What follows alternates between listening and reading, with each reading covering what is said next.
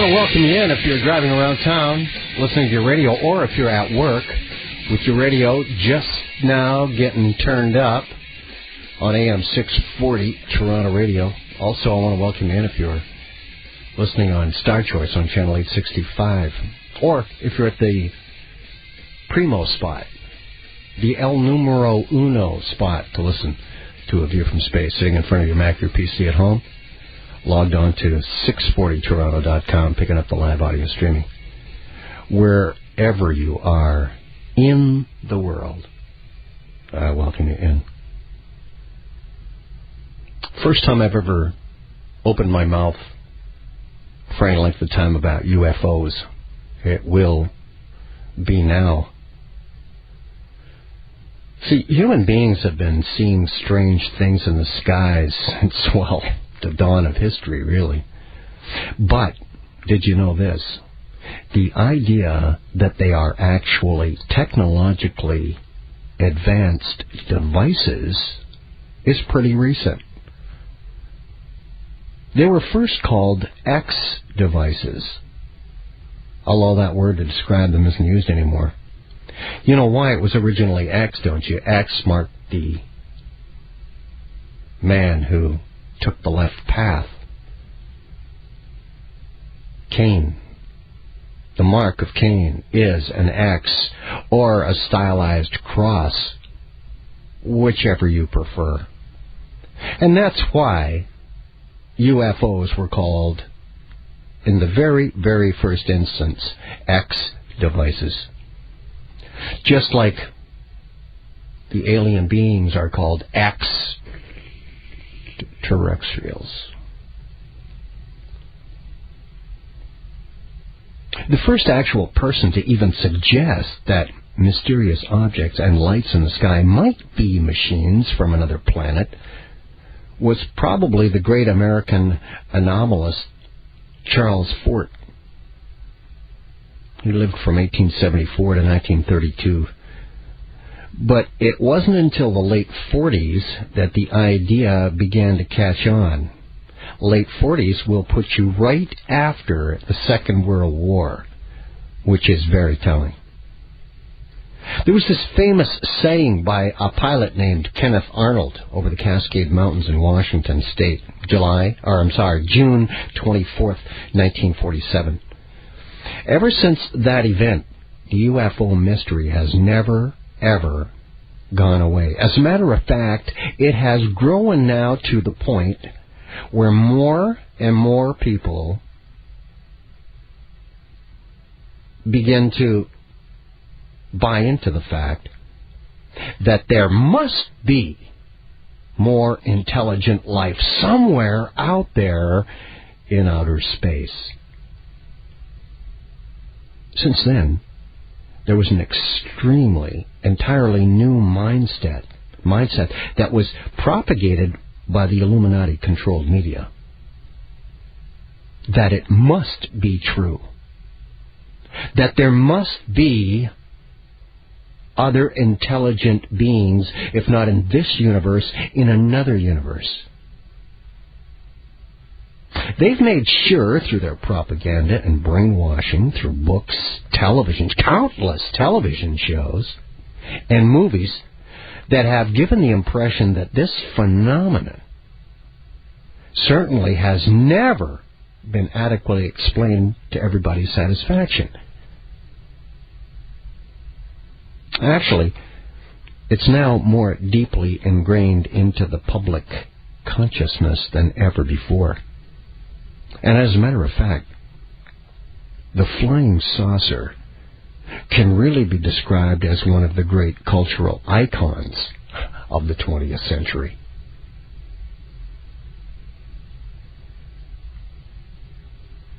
Skeptics will argue that the reason for this mixture of wishful thinking or just misidentification of ordinary phenomena in the skies and out-and-out hoaxes, because there are those. But I think, personally, the truth of the matter is more subtle and more complex than it appears. Oh, it's certainly true that approximately 95% of sightings can be attributed to stars, planets, meteorites, satellites, aircraft, reflections, things like that. But what about the other 5% that can't be explained away so easily? Just look back at one of the classic UFO sightings from the early days of modern ufology. And there are many impressive sightings from the 90s.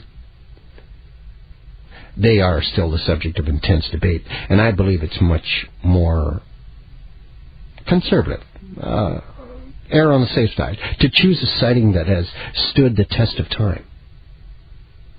A sighting that is still regarded as certainly the most genuine.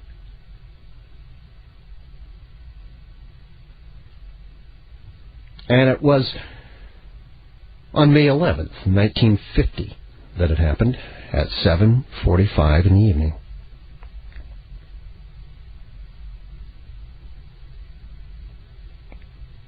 That has just passed, May 11th, and the time of evening. Mr. and Mrs. Paul Trent watched a large object fly over their farm near Mcminnville, Oregon, in the States. Evelyn Trent, Paul's wife, was out feeding their rabbits when she noticed this UFO in the sky, this unidentified flying object. She called her husband, Paul, who was able to take a couple of black and white photographs of it. The photograph showed a circular object with a flat undersurface and a beveled edge. Extending from the upper surface of the object was this strange piece that looked a lot like a submarine conning tower. You know, the submarines have those little towers sitting on the top, which was not straight up and down, perpendicular, but was slightly tilted. The object in the sky was a bright, silvery object, and it moved across the sky in absolute silence. And then it went out of sight. The Trents later said that they had a slight breeze on their skin from the underside of the UFO as it passed through. It must have been pretty low. The Trents never went after any publicity after the sighting. In fact, they waited until they used up the rest of their film that was in their camera before having the photographs of the entire roll developed. I mean, that's how conservative these two farmers from Oregon were. They shot the rest of their film that was in their camera, shots left, before they went to get it developed. And they mentioned the incident to only a few friends. But news of the sighting quickly spread to a reporter from the local Mcminnville Telephone Register newspaper, the small-town newspaper, who visited the Trents and was given the photographic evidence, actually a couple of negatives. A week later, the photographs appeared in Life magazine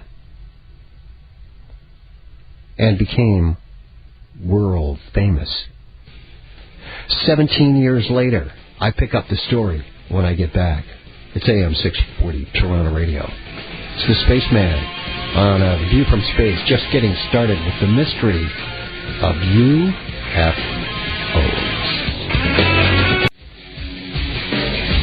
I'm Space, it's AM 640, Toronto Radio. Welcome to A View from Space, just getting started on the mystery of UFOs. 57 years ago, the most important event in UFO history happened in Mcminnville when a local farmer and his wife captured evidence of interplanetary visitors on film. Or they merely snapped a couple of pictures of a still secret military aircraft. Or maybe it was an optical illusion. Or maybe it was a hoax.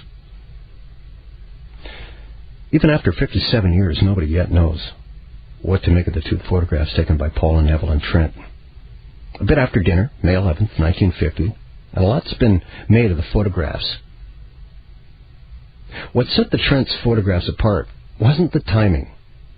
They weren't the first photos purporting to show unidentified flying objects, and they've hardly been the last. There's been a lot of events like it, but this was of particular interest because of the clarity of the photos. Bruce Maccabee, a researcher who's performed exhaustive analysis, said, without the photos it would have been just another sighting by some people, but the Trent case stands out because the photos are so clear that it's either the real thing or a very incredibly well-contrived hoax by a couple of farmers.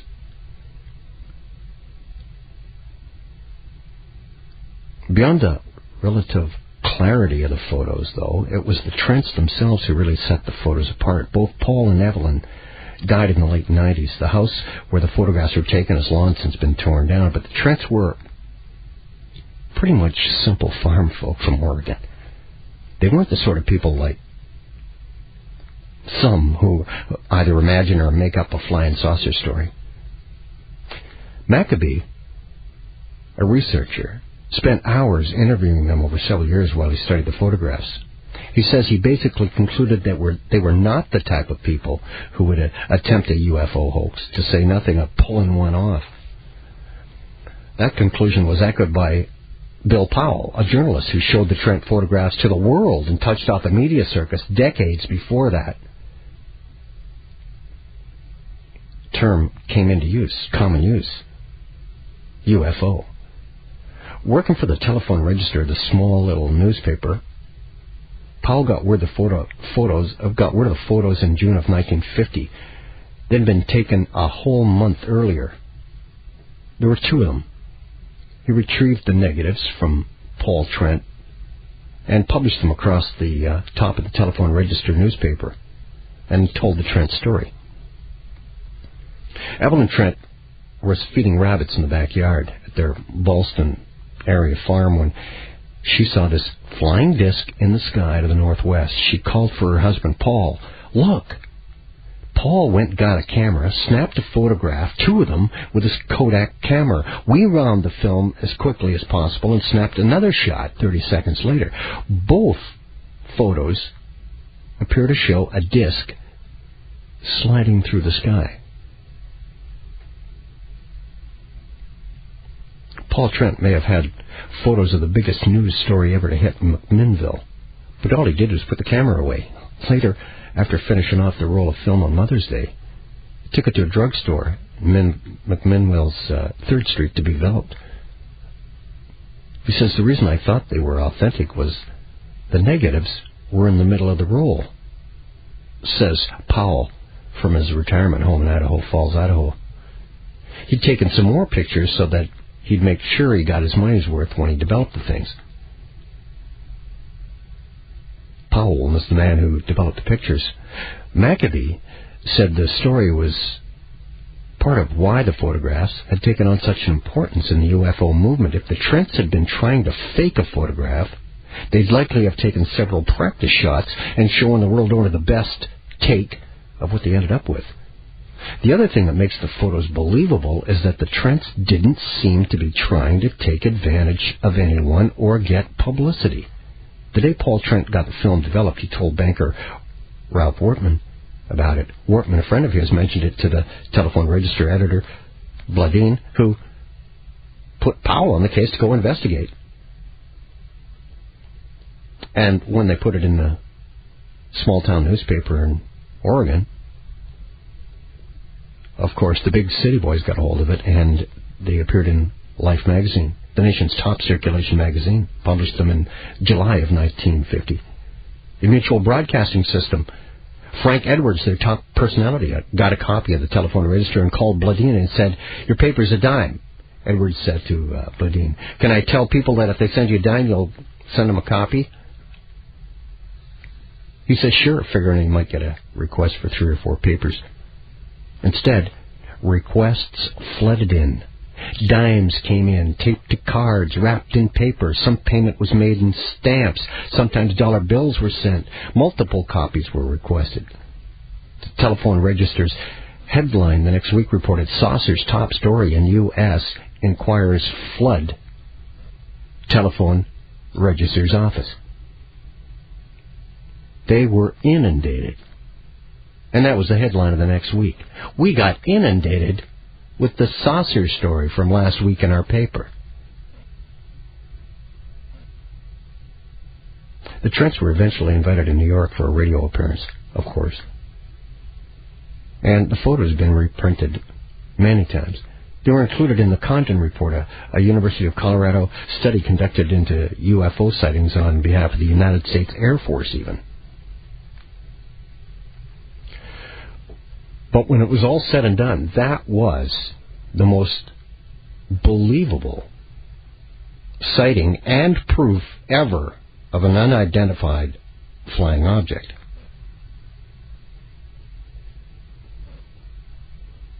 As I said, they mentioned it to only a few friends, and a week later, the world knew. 17 years later, the Mcminnville UFO sighting was investigated by that group I've just mentioned, the Condon Report, investigated by William Hartman, who was included in the now famous Condon Report produced by the United States Air Force, sponsored by the Colorado University Commission of Inquiry.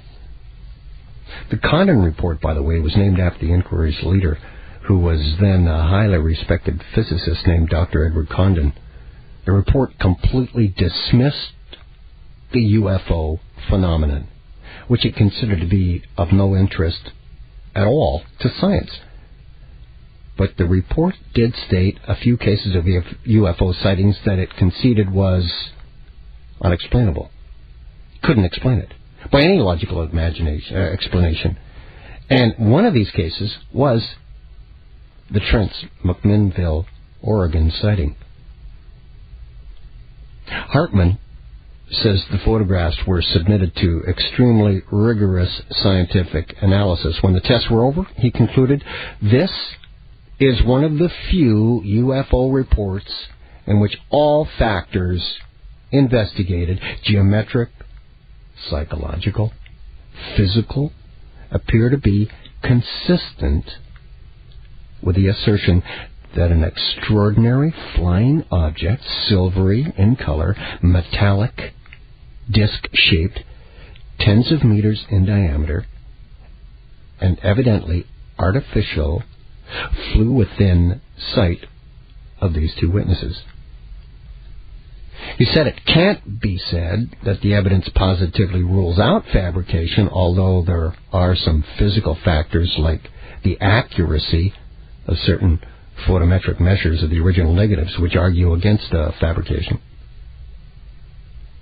In the 57 years since the Trents had their strange encounter, the photographs have been repeatedly subjected to more and more sophisticated analyses and have passed every test. This case is just one of quite a few sightings of highly unusual, apparently intelligently guided objects, seen both in the skies and on the ground, and have been occurring for decades. And of course there are various theories to account for these sightings. Some are hoaxes, some aren't.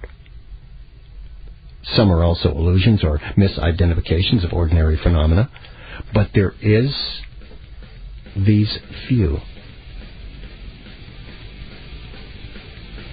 that look genuine. I firmly believe in UFOs, but they're not from out of this world. More in a moment. AM 640, Toronto Radio. It's the Spaceman. This is A View from Space. I'm the Spaceman, and this is A View from Space. It's AM 640, Toronto Radio. I've occasionally, on past shows, mentioned UFOs, and that UFOs are,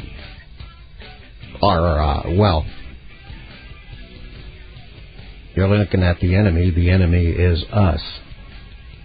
See, I don't believe that there is extraterrestrial life. I believe we're alone in the universes. I believe that someone called the Illuminati, who are the elite rich, the bloodlines that are descended from Cain, that have passed through the leadership of all of the empires on this earth, and like smart money, they move to the next empire and are the leaders in that one. So each time an empire falls, a new one comes in its place, and it's the same people, the same bloodline. I firmly believe that. So I believe that when man could run around on the earth, he put a gun on it. When man could go underwater or float on the water, he put a gun on it. When man could go into the air, he put a gun on it. When man could get into near outer space, he put a gun on it. All designed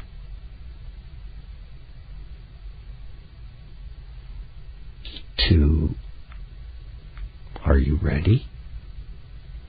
Enslave you. To place a new world order, a one world government in place. It's been called the Great Work. They're very close to having it happen. The plan is 3 world wars. To make it so abysmal, so grotesque war, that you will never, ever want to experience it again and will accept anything to stop it. So, outer space, putting a gun on it, leads us to the reason why the UFO phenomenon. Now, there are 2 widely accepted theories.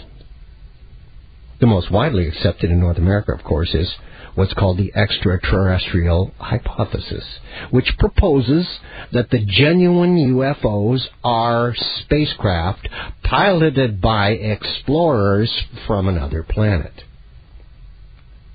This theory is most believed by, as I've said, people in North America.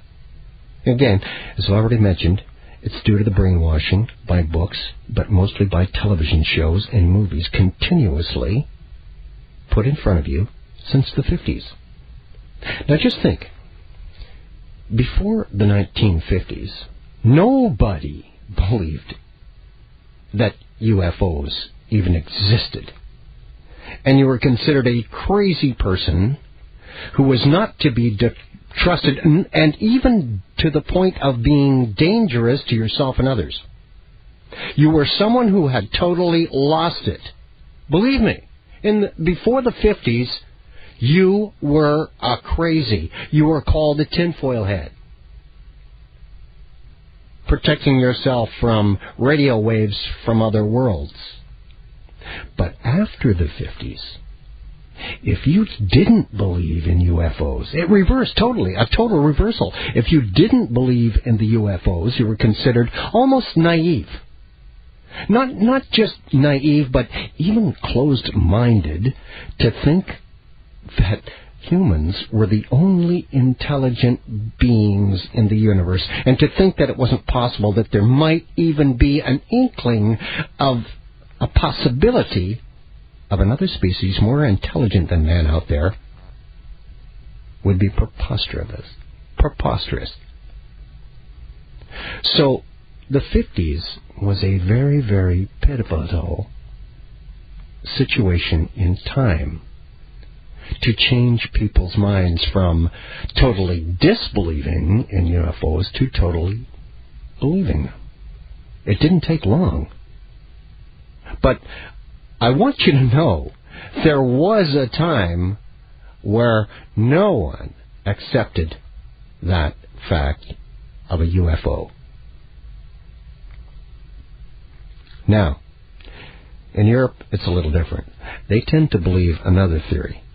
It's known as the psychosocial hypothesis, which suggests that encounters with UFOs and aliens may be due to subtle and misunderstood processes occurring within the mind of the human being. Sort of getting into the spiritual realm here. See, Europe is a much older society. And remember, in the 30s, the Rosicrucians actually sold an entire country called Germany on a super race. Forget about the Bible. That was last week's show. Forget about the Bible. Here is a replacement for what the Bible says is the truth. And they bought it, lock, stock, and barrel, enough to put Hitler in as chancellor. And, of course, it didn't hurt to have the Treaty of Versailles, which ended the First World War, handing the bill to the Germans for the First World War reparations. It just set up the Second World War. But there was also a mindset that came with it, and it was called, we are better than you. Driving the wedge in. That's how it's done with the Illuminati. It's the Hegelian dialectic. Pit one side against the other. Create the chaos to get the change. The change to one step closer to a one-world government. So this subtle process called psychosocial hypothesis in Europe came from the mind of one man, spread by one man, the Swiss psychoanalyst Carl G. Jung, who looked at UFOs in his book, Flying Saucers, A Modern Myth of Things Seen in the Sky, published in 1959, right at the end of the 50s.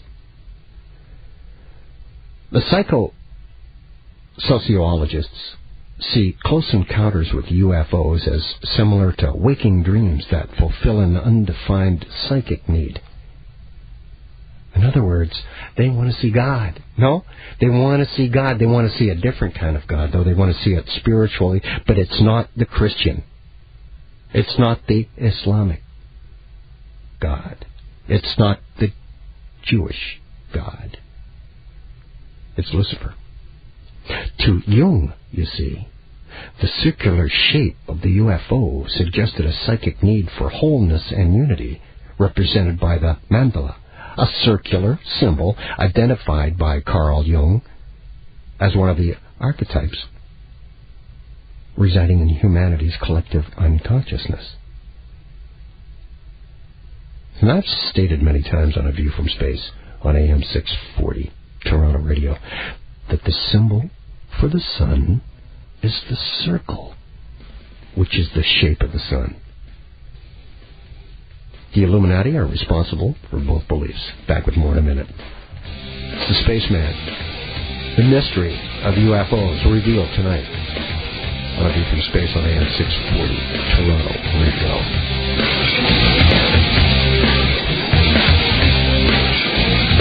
Deprogramming the brainwashed simply by uncovering the truth. He's the Spaceman with A View from Space, AM 640, Toronto Radio. The guy they call Space, it's AM 640, Toronto Radio. Talking about UFOs, the mystery of UFOs. I'll reveal it tonight as my opinion. I mean, after all, it is a view from space. So, two views, really. The extraterrestrial hypothesis, which is highly believed in North America, and that is the fact that spacecraft are piloted by explorers from another planet. In Europe, it's a little bit more cerebral. It's called the psychosociologist hypothesis. It's occurring in the mind of the human being. trying to fulfill an undefined psychic need, says the founder of the thought process, Carl Jung, a Swiss psychoanalyst. Switzerland, by the way, is the home of the Illuminati, and you would not expect anything other than Luciferianism to come out of it. He connects the circular shape of the UFO because the circle is the sign of the sun, and these people are sun worshippers. That's why they're called the Illuminati. They're enlightened. And the Illuminati are responsible for both these beliefs. The extraterrestrials manning these or alienating these spaceships, and also for the mind game that Europe firmly believes. I believe they have a technology that they have occasionally shown to the so-called witnesses, the physical or material side of this manifestation, and they also weave the black magic spell too, that is the spiritual side. There are also responsibilities lying for all of the theories for UFOs, including the idea that there are time machines from the future, that they're actually living beings indigenous to interplanetary space, that they originate in other dimensions of existence, and things like that. In these theories, they're all leading you to the place where they always lead you, into demon worship. Those dimensions of existence are, in fact, the world of demons. They are the angels that sided with Lucifer in the war against the true God and became his minions, his lieutenants, his spirits who do his bidding. I believe that UFOs are man-made, based on actual plans salvaged from the ruins of Nazi Germany at the end of the Second World War. The Illuminati controlled both sides of World War II, so all the research and development was theirs. When the world is in a state of war, you can test out your new engine, your new gun. See how it works. All your killing inventions can be tested right there on the battlefield. For instance, Hitler's research teams came up with the first jet engine. He was also working on an atomic bomb, just as the English and Americans were. What a fascinating topic on A View from Space not long back on AM 640 Toronto Radio, on how they actually kept the hands out of the atomic bomb out of the hands of Adolf Hitler. He was as close as Oppenheimer almost, and sabotaged each time he got to the second last or last step.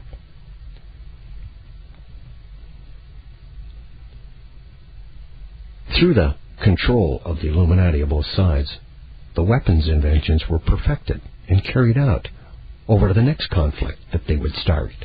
For instance, the jet was conceived in World War II and used as the main weapon in the next war, the Korean War. The Korean War saw the Sabre jet. The technology was perfected, the jet engine. Technology of the atom bomb ended World War II, and World War III will be opened with it. It's the same format used in what was called the Cold War, the war that pitted Russian technology against America with British technology, giving us the ability to travel near space. Notice this. Listen carefully to me. The Russians' part of the space race was to go into near-Earth orbit and to sit. Just sit to see how long man could stay up there and how far out he could go until he couldn't come back. And the American-British research and development was to just go up and back, up and back. When you put them all together, you have a complete package without either side having to duplicate the other's work. That's why the Cold War was invented. To get that done. Now, they can sit out there. Even today, as you and I are having this conversation, there are Russians and an American. And her name is Sunita Williams. You know what her nickname is? Sunny. Sitting out there in the International Space Station right now, spinning around the Earth above our heads. Russians and Americans. This is exactly the same way that the UFO technology they have in their possession today was assembled. Need more proof? Even the Nazi scientists after the war were divided up and sent to continue their work for either the Russian Space Agency or the American and the British side, right? The head of the NSA at the very beginning was none other than Wernher von Braun, Hitler's highest-ranking rocket scientist. Dr. Carol Rosen was the first woman corporate manager of Fairchild Industries and was the spokesperson for Wernher von Braun in the last years of his life. She even founded the Institute for Security and Cooperation in Outer Space in Washington, D.C., and has testified before their Congress on many occasions about space-based weapons. Von Braun revealed to Dr. Rosen a plan to justify weapons in space-based platforms on hoaxing an extraterrestrial threat. She went on to say, he said that the strategy that was being used to educate the public and decision makers was to use scare tactics. That was how we would eventually identify the enemy. The strategy that Wernher von Braun taught her was that first, the Russians were going to be considered to be the enemy, Cold War. In fact, in 1974, they were the enemy, the identified enemy. They were told that they had killer satellites. We were told that they were coming to get us and control us. And they were the commies. Then, she said, Wernher von Braun said, terrorists would be identified, and that was soon to follow. And I don't have to tell you about the war on terror. Then we were going to identify third world country crazies, which we now call the axis of evil. But he said it would be the third enemy against whom we would build space-based weapons. The next enemy, asteroids. Now, at this point, he kind of laughed the first time he said it. Asteroids. Against asteroids? We're going to build space-based weapons against asteroids? And the funniest thing of all was what he called aliens, extraterrestrials, she said. That would be the final scare. And over and over and over during the 4 years that she knew him, and giving speeches for him, he would bring up the last card, and he would say, remember, Carol, the last card is the alien card. We are going to have to build space-based weapons against aliens. And all of this is a lie. Wernher von Braun on his deathbed. Space, back with more in a moment on A View from Space. This is AM 640 Toronto Radio. I'm Spaceman on AM 640 Toronto Radio. You can email me at space@640toronto.com or spaceman@640toronto.com. Thanks for the information that you've already emailed me in. There were two major UFO sightings in 1947. 1948, the very next year, Israel became a country, setting the trap to draw all the world's armies into the Middle East for a conflict that will be called World War III. This is why George W. has not got any impetus whatsoever to leave Iraq. because that's where it's going to start. That's the jumping off point. Now, although these two sightings set the stage for modern ufology, I'm talking about Paul and Evelyn Trent's sighting on May 11th of 1947. 1 month later, June 24th, 1947, just 1 month later, Kenneth Arnold's sighting is the second of these two tumultuous, gargantuan UFO sightings was witnessed. He sighted 9 objects flitting between the peaks of the Cascade Mountains while he was in his own aircraft. But these two, Kenneth Arnold's in June of 1947, and the Trent's sighting in May of 1947, just a month before, were not the first 20th century UFO encounters. In the closing stages of the Second World War, Allied pilots on nighttime bombing raids over Europe frequently reported strange flying objects. And these objects were christened, and some people will know it as a rock band, Foo Fighters, after a catchphrase in the popular Smokey Stover comic strip that was going around in those times. Where there's foo, there's fire. Foo was a play on the French word for fire. F-E-U, okay? That's how the French pronounce fire. Le feu. So, F-E-U was dropped and morphed into F-O-O. Foo Fighters. But that's what these objects were dubbed in the Second World War because of, as I said, the Smokey Stover comic strip. The aircrew suspected that the objects might be some kind of German secret weapon. On January 2nd, 1945, the New York Herald Tribune carried this short Associated Press release. It goes like this.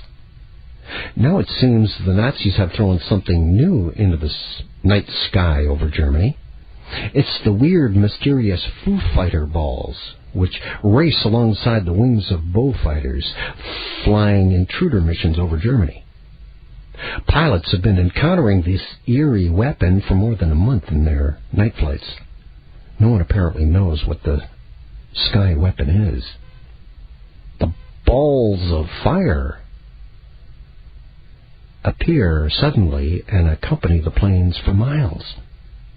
They seem to be radio-controlled from the ground, so official intelligence reports reveal, in their book Man-Made UFOs, published in 1994 by Renato Vesco, a pioneer of the Nazi UFO connection, by the way, and David Hatcher Childress, cite the testimony of a former American pilot who worked for the intelligence section of the 8th Air Force towards the end of the war. The pilot wanted to identify these things, but wanted to keep his identity secret. So he told the New York Press in an anonymous letter, it's quite possible that the flying saucers are the latest development of a psychological anti-aircraft weapon that the Germans had already used during night missions over Germany. I happened to see on several occasions shining discs or balls that followed our formations. It was well known that the shining discs or balls were somehow intelligently controlled. German night fighters had powerful headlights in their noses or propeller hubs, but that wasn't what this was. So partly, in order to give the German pilots better aim, they had these lights in the fronts of their aircrafts, in the propeller hubs, and on the noses. And they caused quite a lot of alarm and a lot of nervous tension among the crews for the Allied bombing flights, which lowered their efficiency. when those lights shone on their faces, they couldn't sight any aircraft to shoot at it, the gunners on the bombers. During the last year of the war, the Germans also sent up a few radio-controlled bright objects to interfere with the ignition systems of the engines of the operations on the onboard radar also. In all probability, American scientists picked up on this invention and are now perfecting it so that it will be on par with the new offensive and defensive air weapons.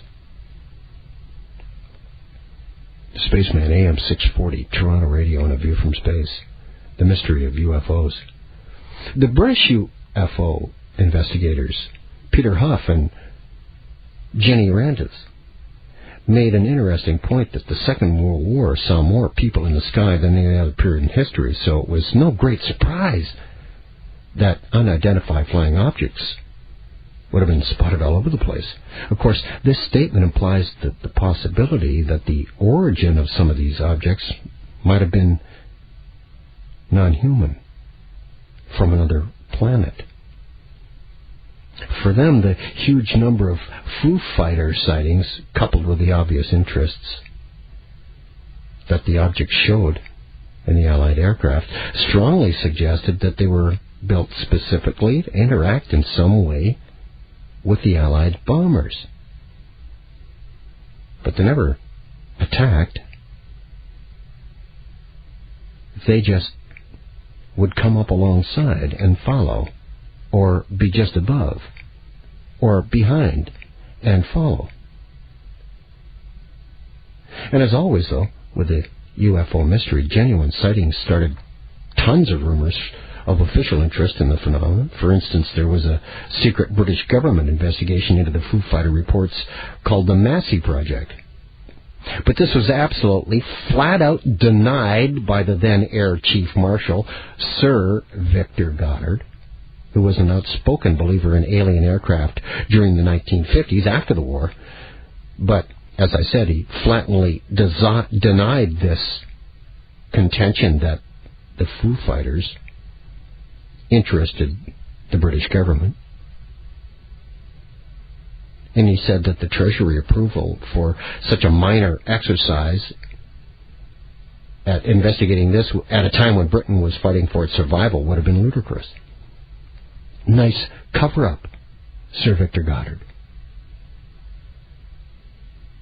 And some encounters undoubtedly had logical explanations. I'll give you that. For example, during a bombing raid on a factory at Schweinfurt in Germany, on October 14, 1943, flight crews of the American 384th Squadron saw what they said was a large cluster of discs, which were silver in color, 1 inch thick and about 3 inches in diameter. They were floating gently through the air, directly in the path of the American aircraft, and one pilot feared that his B-17 Flying Fortress would be destroyed on contact with these objects.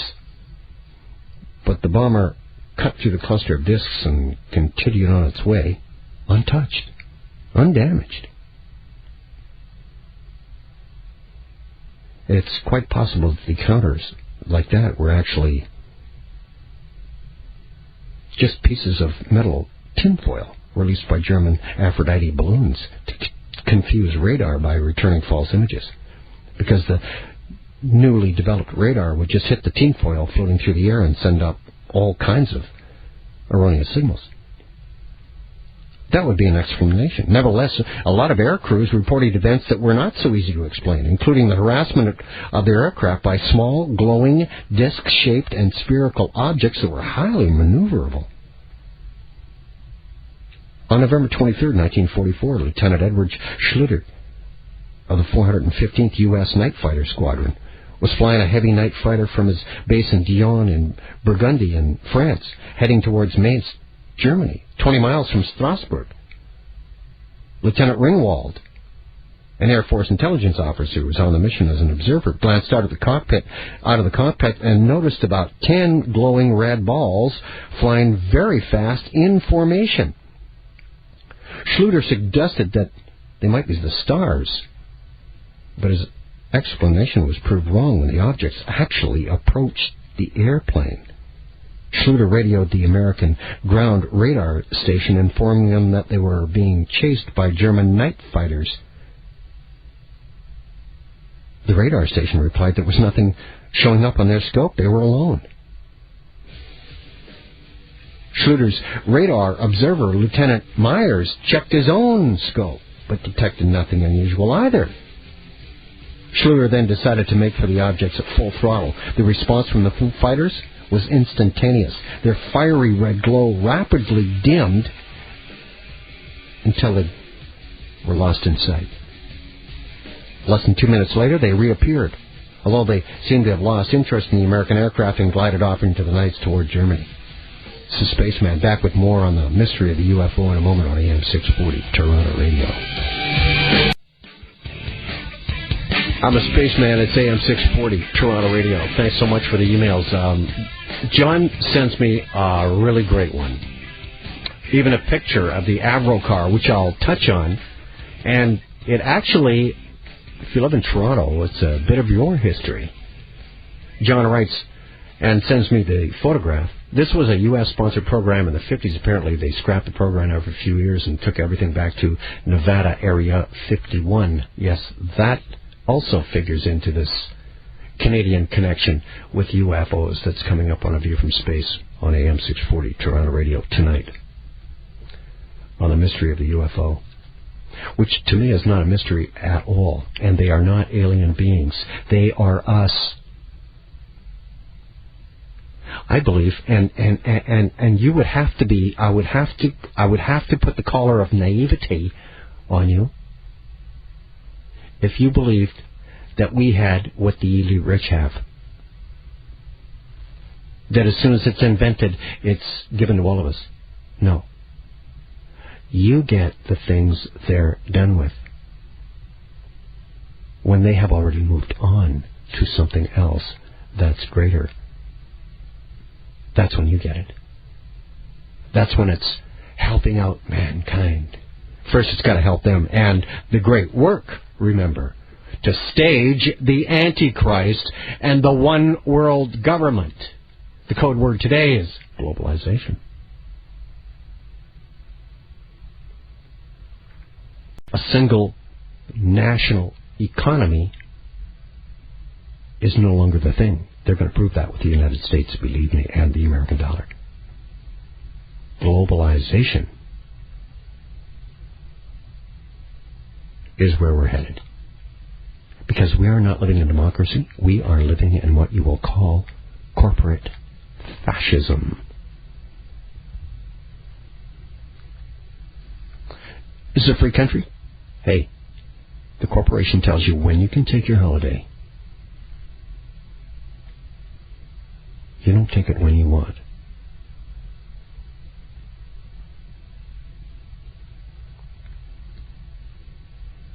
So, back to the skies.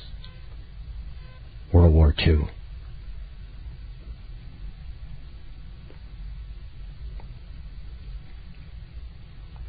As the objects appeared in the sky, these what are dubbed Foo Fighters, to the Allied bomber pilots,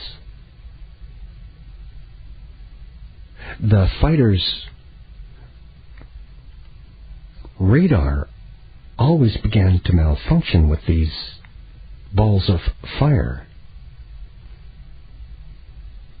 around the aircraft, forcing the crew to abandon their mission many times. Sometimes their watches also would go haywire. So there was something of a higher technology going on that was even better, or that they were testing, that did not include killing, just on jamming radar. Because remember, radar had just come into play. It was a new trick to see you before you can actually be physically seen with the eyeball. The Germans were working on something that would overcome that, to counter it. So, in an encounter on November 27, 1944, over Speyer, Germany, pilots Henry Giblin and Walter Cleary reported a large orange light flying at about 250 miles an hour, about 1,500 feet above the fire. The radar station in the sector replied that there was nothing else there except them. Nevertheless, they also had a radar malfunction in their plane's radar system and forced it to return to base. An official report was made, the first of its kind, by the way, which resulted in a ton of jokes at the pilot's expense. After the November 27th encounter, pilots who saw Foo Fighters decided to just dummy up, not to tell anybody, and to not include them in their flight reports. This self-imposed censorship was broken by a couple of pilots named McFalls and Baker of the 415th, who submitted a flight report on their mission December 22, 1944. Here's part of that report. At 0600 hours near Hagenau, Germany, 10,000 feet altitude, two very bright lights climbed toward us from the ground. They leveled off and stayed on the tail of our plane. They were huge, bright, orange lights. They stayed there for 2 minutes. On my tail, all the time. They were under perfect control. When they turned away from us, the fire seemed to go out. The Foo Fighters were not only witnessed by air crews. Huff and Randy cite a report from a former prisoner of war at the Heidbrück camp in Upper Silesia, Poland. Huff and Randy's are a couple of UFO researchers. At 3 o'clock in Upper Silesia, Poland, on January 22nd, 1945, a few men were being paraded by the Germans before being marched away to evade the coming Russian army who were coming to free them. A bomber appeared overhead, flying at about 18,000 feet. The men gazed in horror at what seemed to be fire pouring out from its rear end. Then they thought it might be a flare caught up in the slipstream of the aircraft. Finally, they realized that this was neither. But the object was a silvery ball hugging the bomber, which was desperately trying to evade it, get away from it. The Foo Fighter was still right sticking on the tail of the aircraft as it passed into the distance.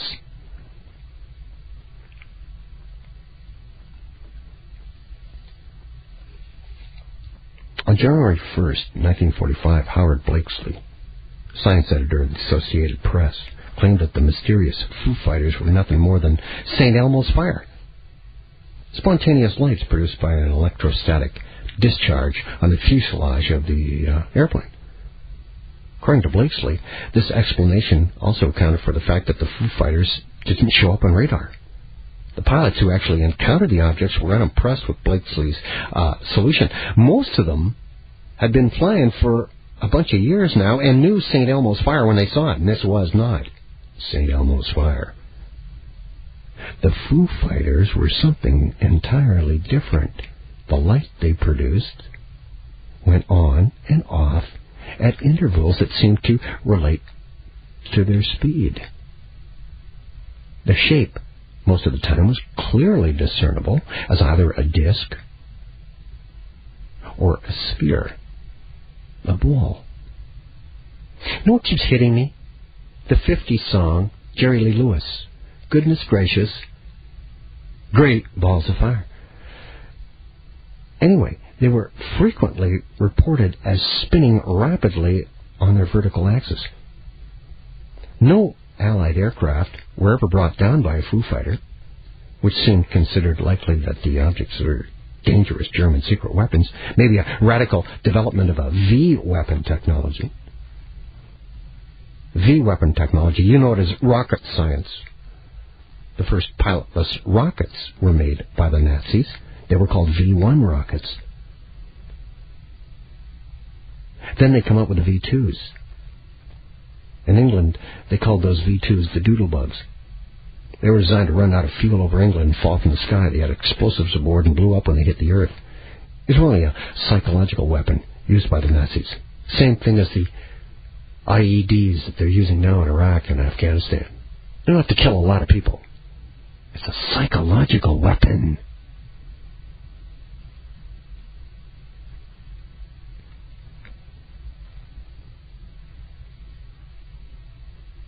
The V-1s were already causing panic and some carnage in London. And it was known that German scientists were desperately trying to develop a ballistic missile that could hit America. As a matter of fact, a few Foo Fighter stories were even leaked in December of 1944 to the American Legion magazine, which published the personal opinions of several U.S. intelligence officers that the Foo Fighters were radio-controlled, radar-jamming devices sent up by the Germans. There's a story even of an unnamed B-17 pilot who decided to intercept a Foo Fighter and succeeded in getting within a few hundred yards of this shining sphere. He said he heard a strange sound. He said it sounded like the backwash of invisible airplanes. The last reported encounter with Foo Fighters happened in early May of 1945 near the eastern edge of the Phosphod. A pilot from the 415th Squadron saw 5 orange balls of light flying in a V formation in the distance. Spaceman, AM 640, Toronto Radio, with the mystery of UFOs. More coming up, as well as abductions. I will try and cover the abductee angle of the UFOs on this show. More in a minute. Spaceman, AM 640, Toronto Radio, with a mystery of the UFO revealed tonight. Revealing at least the view from space on UFOs. I mean, there are people that are just so absolutely and totally brainwashed with the television shows, going all the way back to what? I don't know what the first one was, maybe My Favorite Martian? I don't know. But it was in all of the cartoons, extraterrestrials, people from outer space being put into the mix, and so many movies. It's almost unbelievable that people can't see that it was a very determined and a very directed act to put this in front of us at a certain time in history. And it began as the Second World War was ending and the 50s started to roll in. The two biggest sightings of UFOs that go down in history as the two that kicked it off were the Trent Sighting, 1947, May 11th, and the June 24th sighting of Kenneth Arnold.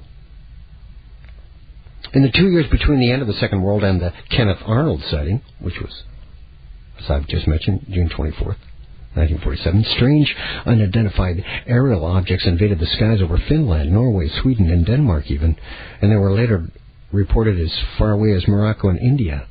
They were doing it all over the world.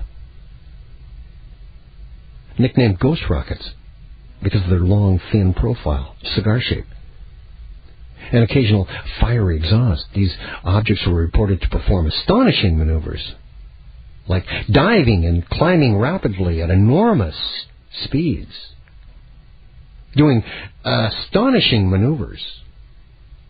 The British UFO investigator Timothy Good cites the confidential Department of State telegram from the American Embassy in Stockholm dated 11th July 1946. It states, for some weeks there have been numerous reports of strange rocket-like missiles being seen in Swedish and Finnish skies. During the past few days, reports of such objects being seen have greatly increased. Member of legation saw one Tuesday afternoon. One landed on a beach near Stockholm same afternoon without causing any damage, and according to press, fragments are now being studied by the military authorities. A local scientist on the first inspection stated it contained an organic substance resembling carbide. Defense staff last night issued a communique listing various places where missiles had been observed and urging the public to report all mysterious sound and light phenomena. They were propagating the myth of alien spacecraft. It was an attack on the Nordic country census. The report goes on. Press this afternoon announces just one such missile fell in Stockholm suburb at 2:30 in the afternoon. The missile, observed by a member of the legation, made no sound and seemed to be falling rapidly to Earth when it was spotted. No sound of explosion followed either. Military attachés investigating through Swedish channels had been promised results, Swedish observations, but Swedes profess ignorance as to the origin, character, or purpose of missiles, but state definitely they are not launched by Swedes. Eyewitness reports state missiles came in from a southerly direction proceeding at northwest. 6 units, Atlantic Fleet, under Admiral Hewitt, arrived at Stockholm this morning. If missiles are of Soviet origin, as generally believed, some reports say they are launched from Estonia, the purpose might be political, to intimidate Swedes in connection with the Soviet pressure on Sweden being built up in connection with current loan negotiations, or to offset supposed increase in the military pressure on Sweden resulting from the naval visit and recent bikini tests.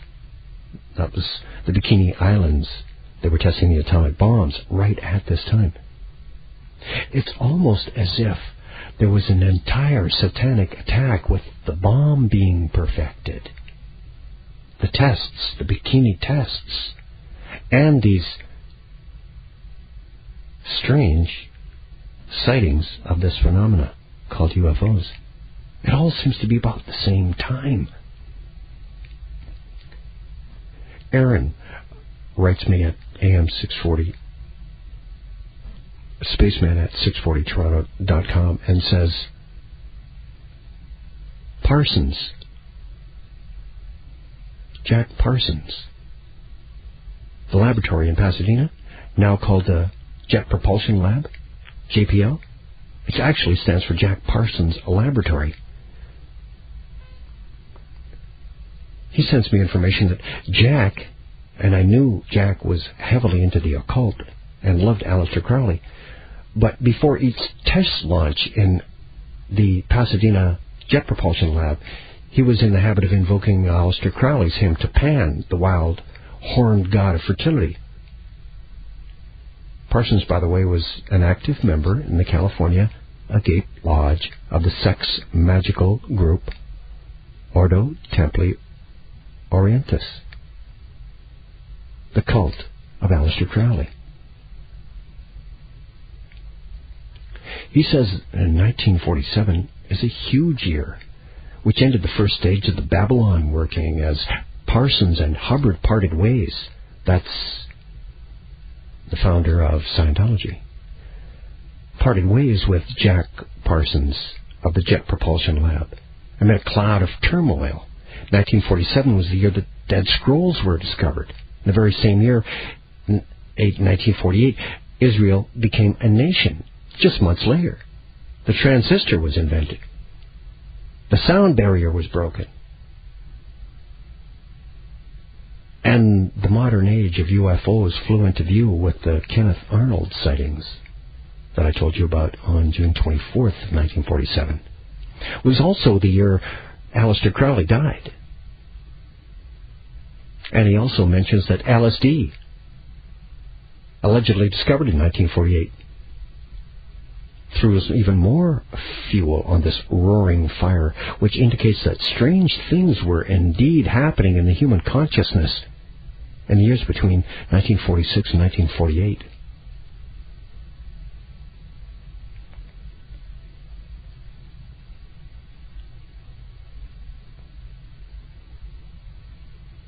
So the suspicion voiced in this telegram that I've been telling you about with the Swedes, thinking that the Soviets might be responsible for the ghost rocket sightings, was natural enough, given the fact that the Cold War was then just getting underway too.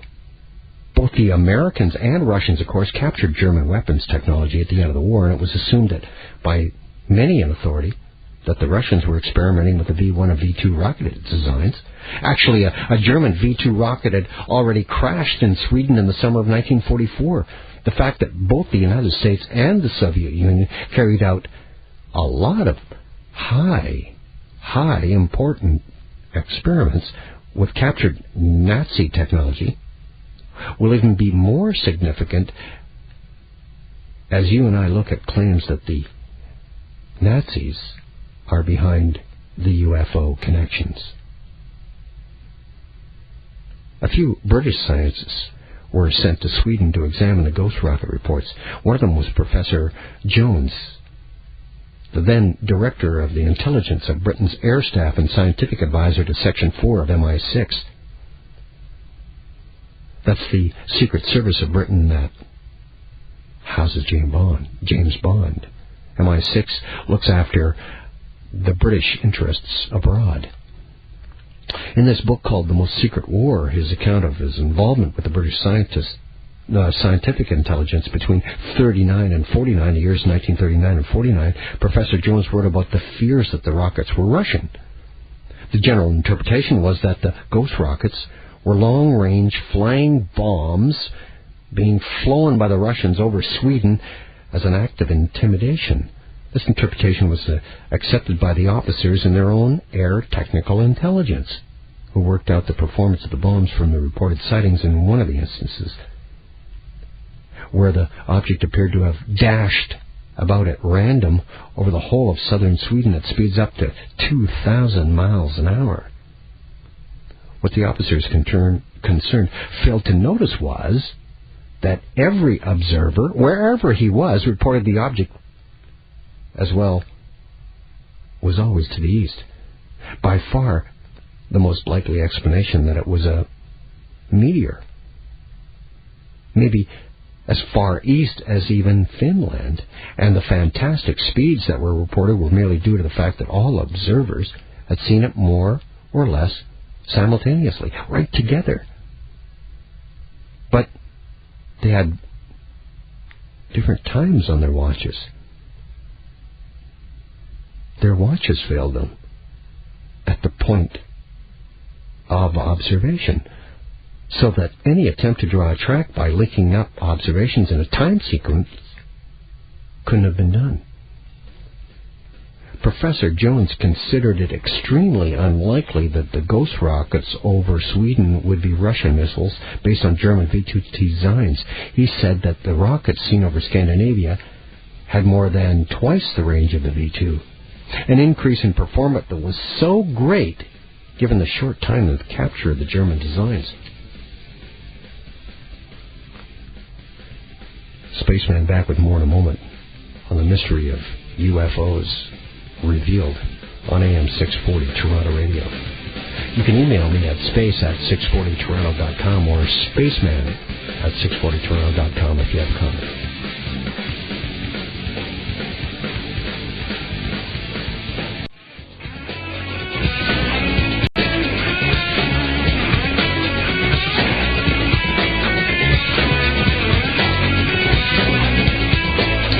Spaceman AM 640 Toronto Radio. I'm just got caught up reading these emails. Absolutely unbelievable. Star Trek back in the 60s was so far advanced, one had to wonder if Japan had warehouses of gadgets years ahead of time to be brought out slowly for maximum dollar effect. Next paragraph from Terry here as he writes, one thing that bothers me is of all the repeats of every sci-fi movie, why is the series V never to return for a second time? What's hidden in this flick? So I did a little quick check on the plot summary of the science fiction two-part miniseries television, followed in '84 by a three-part miniseries, The Final Battle. The plot goes like this. The story is set in the near future. Aliens who appear human arrive on Earth in a fleet of 50 huge saucer-like motherships which park over key major cities. They appear to be friendly, seeking the help of humans to obtain chemicals needed to aid their ailing world in return, the visitors promise to share their advanced technology with humanity.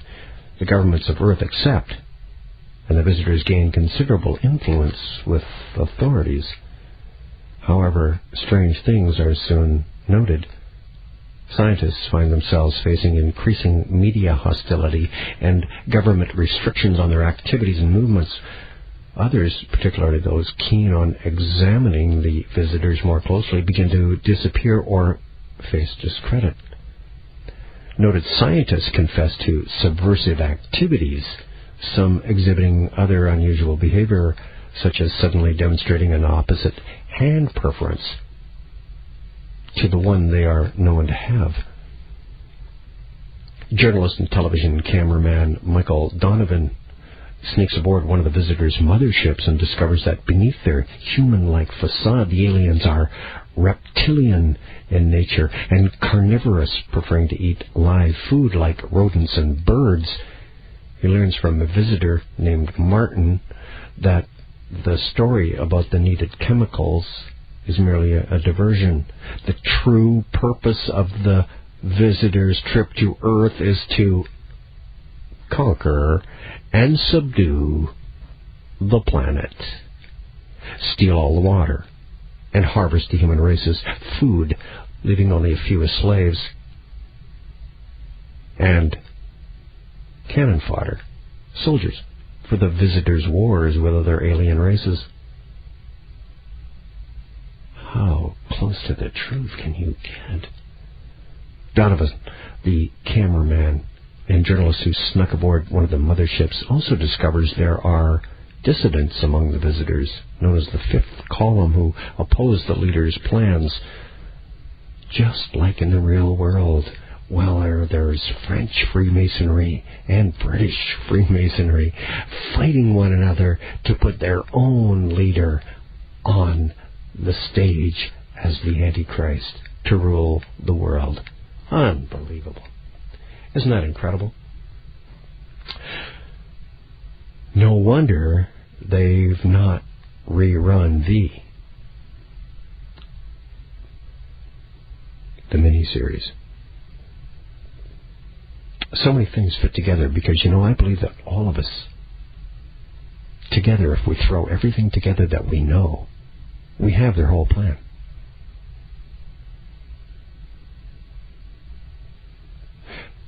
The problem is coming together as a force.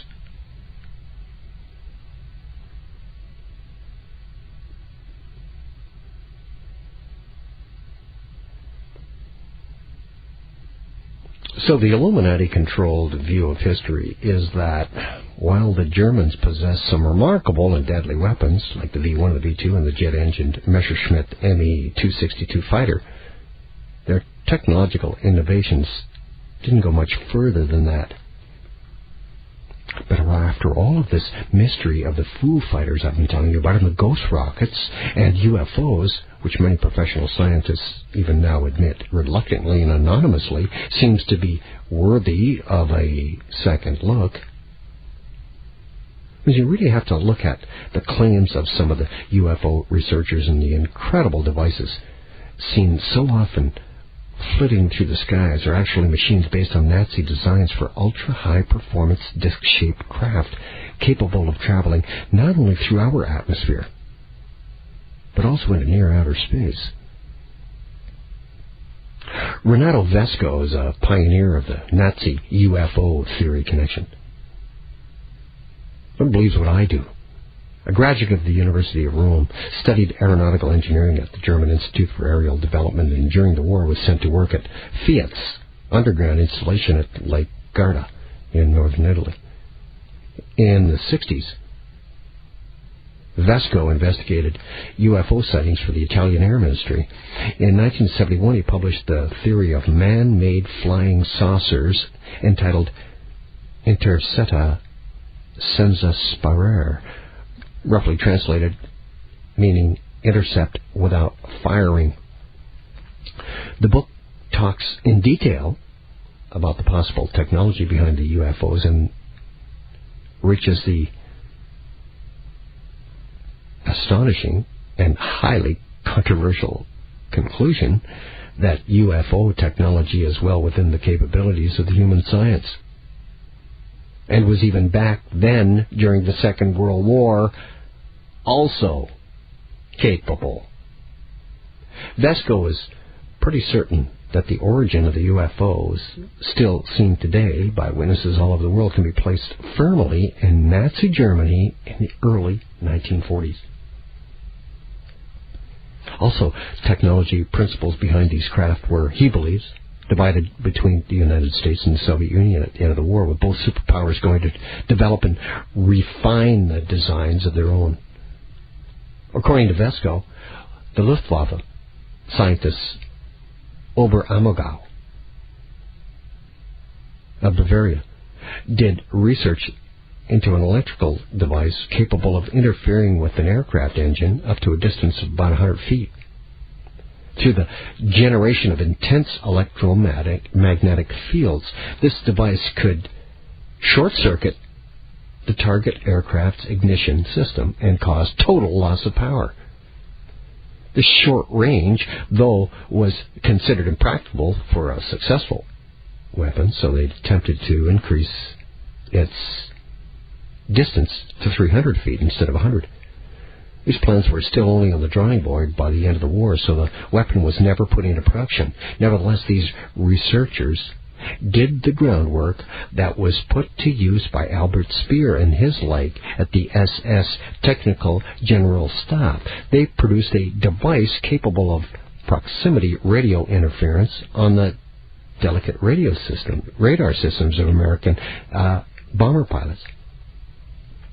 They came up with a highly original flying machine. It was circular, armored, more or less resembling the shell of a turtle, was powered by a special turbojet engine, also flat and circular, whose principles were a lot like the well-known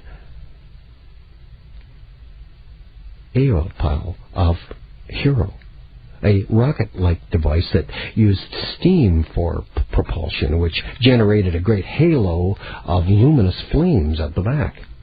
That's where it's got its name, the Fireball. It was unarmed and pilotless. Radio-controlled at the moment of takeoff, it would then automatically follow enemy aircraft attracted by their exhaust flames and approach close enough without collision to wreck their radar gear. The fiery halo around the craft's perimeter was generated by a combination of the rich fuel mixture and the chemical additives causing ionization of the atmosphere around the Fireball. So, as it approached the target aircraft, this ionization would produce powerful electrostatic and electromagnetic fields that would interfere with the radar. Sounds to me like they got the heat-seeking missile out of this.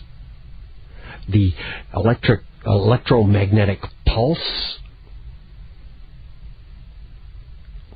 weapon system that they blew the Columbia shuttle apart with. A lot of technology came out of this. A lot of that technology was just being started, just being researched. The groundwork was being laid. And now, because we have 20/20 hindsight, we can see the weaponry systems that came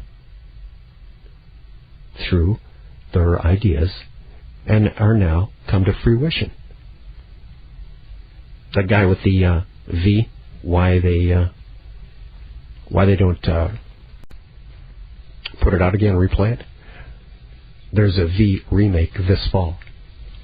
So, A View from Space on AM 640 Toronto Radio's listeners are keeping you right on the cutting edge of where the Illuminati is headed. Coming back with more in just a moment.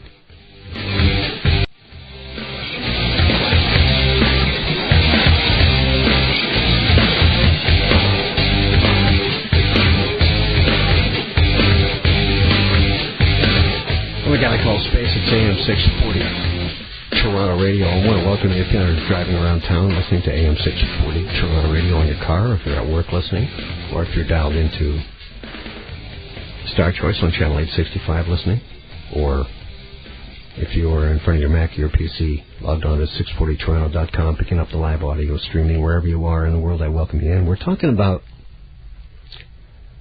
the mystery of the UFO and demystifying it and connecting it with some of the experiments and some of the research and development that was going on in the later years of the Nazi operation in Germany, where they were on the cutting edge of jet engines, almost had an atom bomb. There were many things. And then after the war in 1947, two huge events. The sighting of the very first and most believable sighting of a UFO by a couple of farmers, a man and his wife in Oregon, who took a couple of snapshots. And, of course, it went right around the world after Life magazine picked up on it. And was not deemed to be a hoax. And I don't believe it was a hoax either. I believe it was the real thing, but I don't believe that they were extraterrestrials flying it. I believe they were men. And other things that are close to men that I will touch on before the show close tonight here on A View from Space on AM 640 Toronto Radio. And the second event in 1947 was just 1 month later, when Kenneth Arnold was flying his own aircraft and saw 9 UFOs through the Cascade Mountains, zigzagging and flitting through the sky. And then these fireballs that I've been describing that some of the Allied pilots, bombing pilots in the Second World War, near the close of the Second World War, saw in the night sky over Germany. They were incredible objects in the sky for these pilots, and they were very afraid to put them on their flight reports after the flight, because a lot of them were taking a lot of, they were the brunt of jokes that they were seeing unidentified flying objects. And I was stating earlier, if you were born and lived before 1950, no one, absolutely no one in their right mind believed that there were UFOs, that they existed. I mean, you were an idiot if you thought that. But after 1950 and on, it was exactly the opposite. You were an idiot if you didn't believe, or even naive to think that we were alone in the universe, because of such an incredible, intense brainwashing that we were subjected to through stories, books, these sightings that I've been talking about, and through television shows and movies, of course, showing that man could travel through the stars. And a lot of people still believe that NASA's black magic spell that they're casting is actually true, that we're actually going to Jupiter and places like Saturn. That is absurd. If they can't stop spam on your computer, you cannot put a machine on a moon that's orbiting Jupiter. Sorry, not buying it. They're black magic. That's what they are, black magic. Albert Einstein himself will tell you mathematics is a lie. You can make numbers say anything you want. Check out what's going on in the stock market. They're just numbers, but they got people doing certain things because that number is a certain number. It's absolutely unbelievable, the power of numbers. So as these fireballs approached the Allied pilots in the Second World War, The halo produced by the engine gave the impression of enormous size. They had the effect of unnerving these pilots even more. And as the fireball approached, the pilots didn't fire on them for fear of being caught in a gigantic explosion. In fact, the devices did carry an explosive charge that would destroy them in the event of a capture, in addition to an ingenious feature that would ensure a quick escape in the event of an attack by an Allied aircraft. Underneath this fireball was its armored outer shell. Each fireball contained a thin sheet of electrically insulated aluminum. Should a bullet pierce the armor, contact would be made between it and the aluminum sheet and would close a circuit, activating a vertical maximum acceleration device and taking the craft out of weapons range in just a matter of seconds like that. The fireball was constructed at the Henschel-Rax Aeronautical Assembly Plant in Wiener Neustadt, Germany, according to a witness who saw them being test-flown even in daylight. The craft looked like shining discs spinning on the vertical axis, and at night like huge burning globes. Hermann Göring inspected the progress of the Fireball project a lot of times, hoping the mechanical principles could be applied to an even bigger offensive saucer-shaped aircraft. He got his wish, because the Kugelblitz, meaning ball lightning automatic fighter, the second authentic prototype after the Fireball to the present day flying saucers, and the first example of the jet lift aircraft, otherwise known as the British Harrier jet. That's where that technology is now. In 1952, a former Luftwaffe engineer named Rudolf Schreiber gave a series of interviews to the West German press and claimed to have designed an aircraft strikingly similar to the Kugelblitz. Schreiber was an engineer and a test pilot for the Heinkel factory in Eiger. In 1941, he began to toy with the idea of an aircraft that could take off vertically, which eliminated the need for runways, of course, which were always vulnerable to enemy bombing. So even in war-torn areas, you could actually land a jet. That's what the Harrier's job is, to get into places where just a helicopter could, but a helicopter doesn't have firepower like a Harrier would. By June the following year, he built and test flew a working model of this design, obviously the forerunner to the Harrier, the British Harrier, and began on a full-sized 15-foot version. In mid-1944, Schreiber was transferred to the BMW plant near Prague, Czechoslovakia, where he was joined by an engineer from the rocket site at Peenemünde named Walter Minth. Another engineer named Klaus Habermohl joined them, and an Italian physicist from the aeronautical complex at Riva del Garda, Dr. Giuseppe Belluzzo, joined them.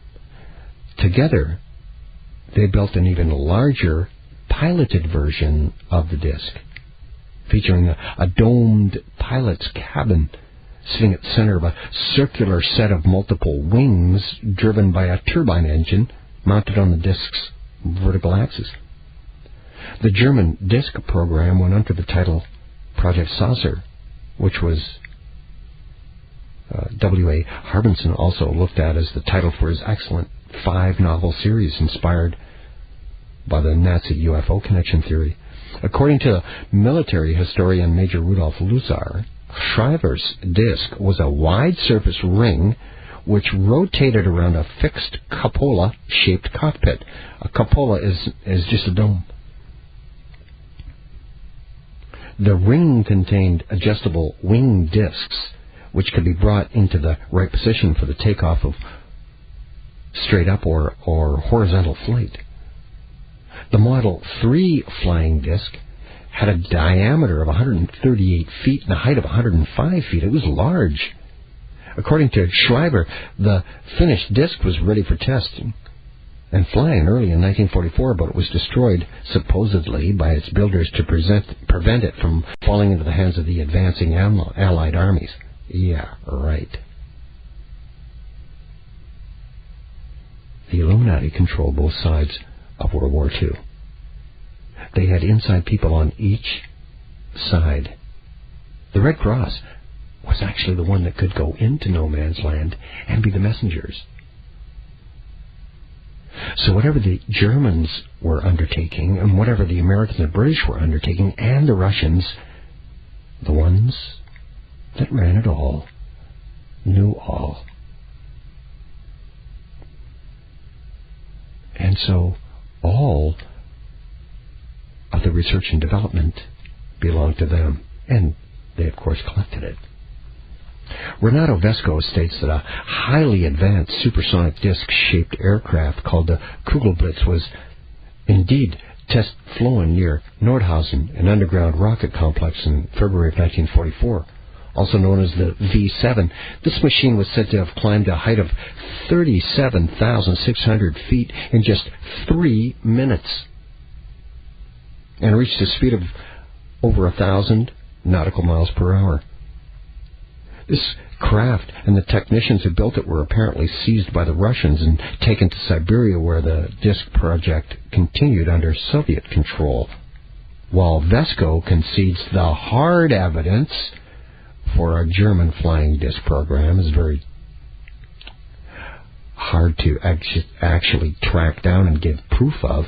He does say that the senior official of a 1945 British technical mission revealed that he had discovered German plans for an entirely new and deadly development in air warfare.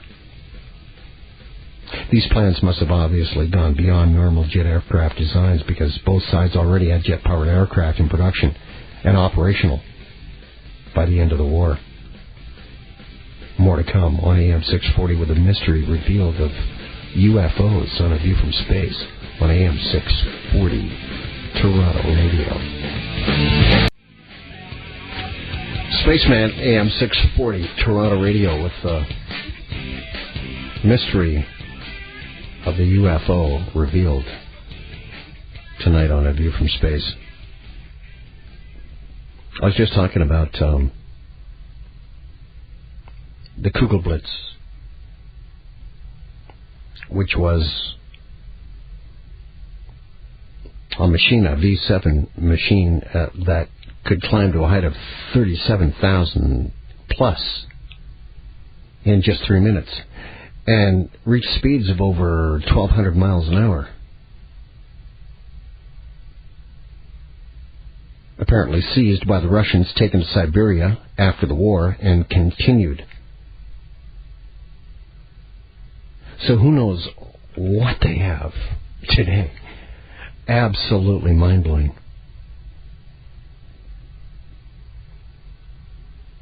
Because these plans that they had way back in the 40s and 50s had already gone way beyond normal jet aircraft designs. Because obviously in the Korean War in the 50s, both sides, the Russians and Americans, had jet power. The Americans flew the Sabre.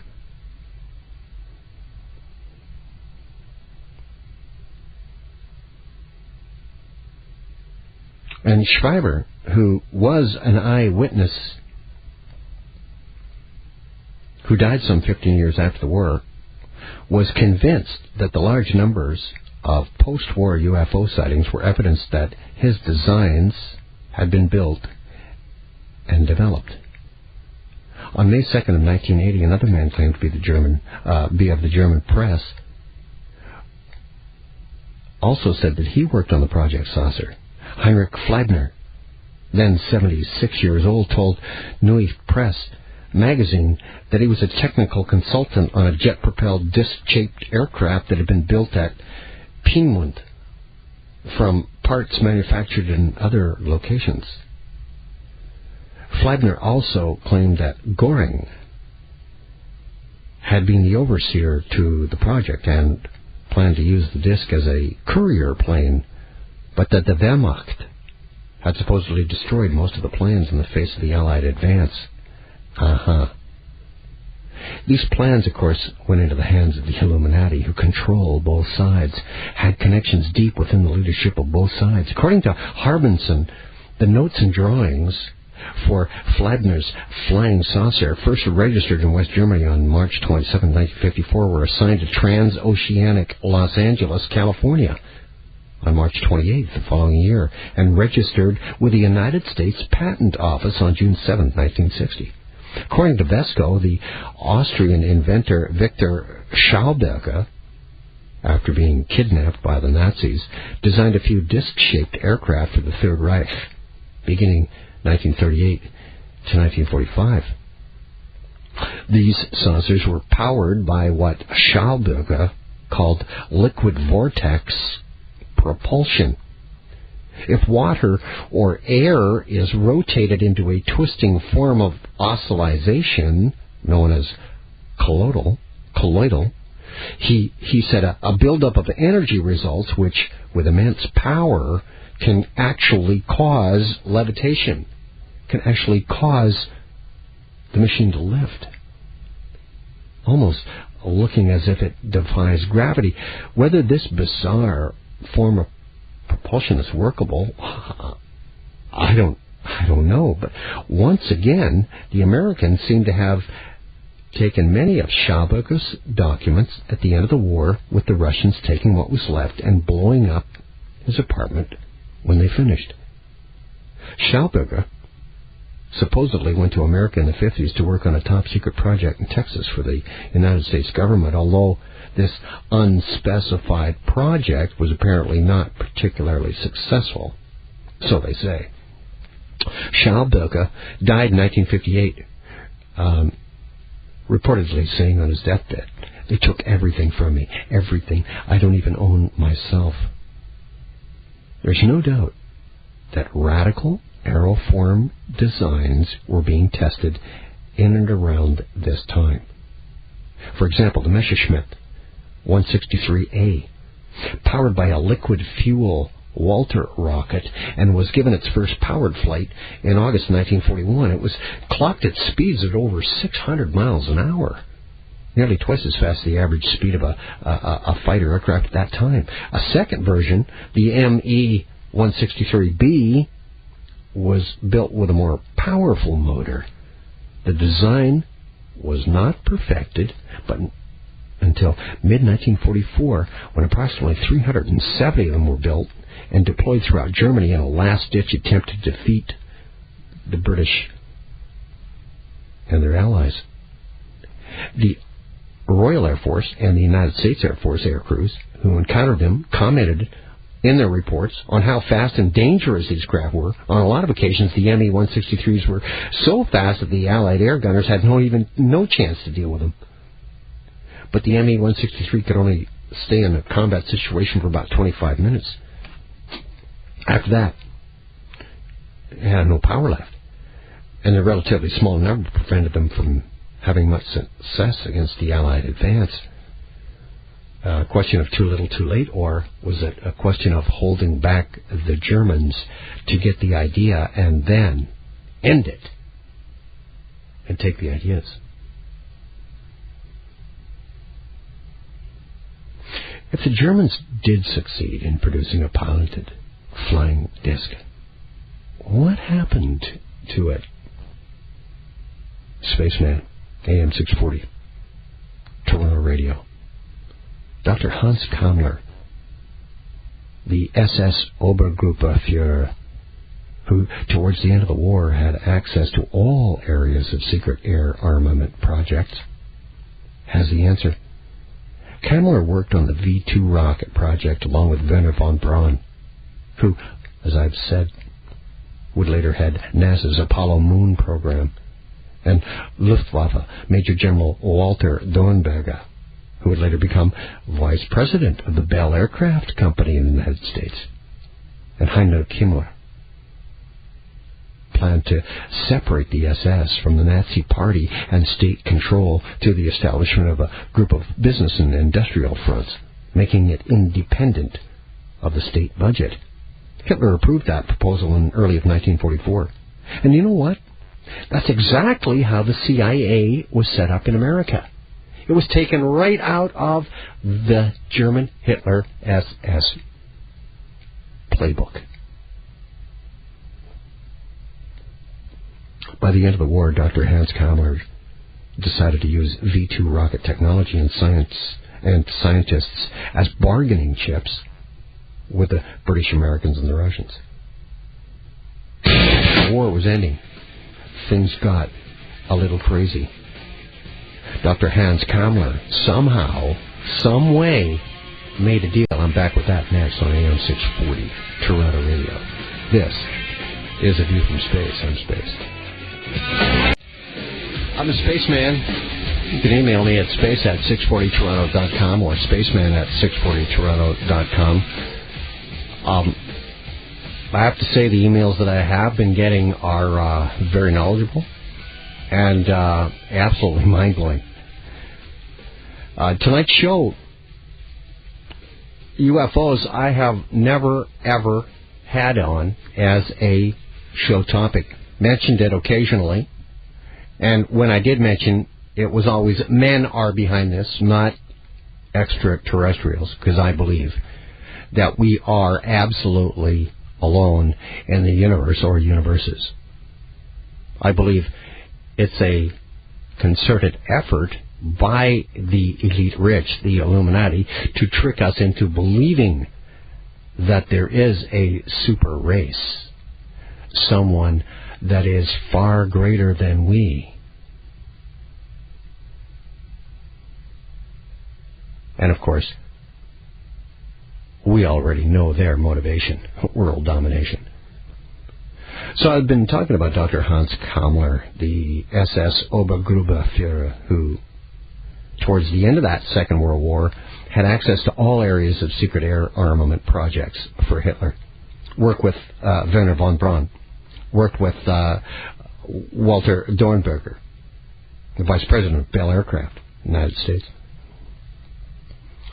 And nearing the end of the war, Dr. Hans Kammler decided to use the V-2 rocket technology and scientists as bargaining chips to gain his freedom. So on April 2nd, 1945, 500 technicians and engineers were placed on a train along with 100 SS troops and technicians and engineers, and were sent to a secret alpine location in where? Bavaria. Where else? If you've listened to A View from Space on AM 640 Toronto Radio, you will know that Bavaria is the home of Saxe-Coburg-Gotha, better known as the Windsors, in Buckingham Palace. Also, Bavaria is the home of Joseph Ratzinger, or now known as Pope Benedict XVI.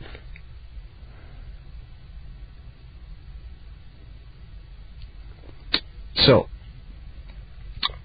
a couple of days later, on April 4th, 1945, von Braun requested permission from Kammler to resume project research, to which Kammler replied that he was about to disappear for an indefinite length of time. This was the last time anybody ever saw Hans Kammler. He disappeared. This guy was an incredibly had an incredibly large advantage when it came to negotiating for his life with the Allies. Kammler's disappearance is, of course, very bizarre, until you consider the possibility that he possessed plans for a technology even more advanced than the V-2. Did the Third Reich, or an extension of it, have the capability to produce a UFO, or the clout to deal from a position of strength with one of the Allied nations? Well, my answer would be a loud yes.